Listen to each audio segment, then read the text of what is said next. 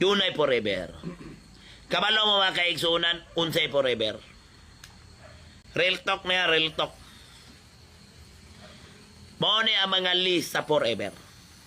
First, ang gugma na to sa Ginoo, forever na. Si kunsang relihiyon na. Siyempre, pamilya na to, forever na.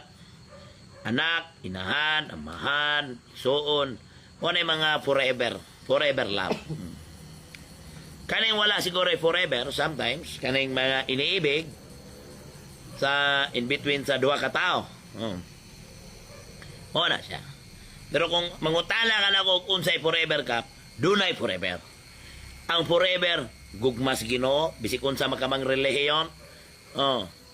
Ikaduha, gugma sa itong mga anak, pamilya, mao na.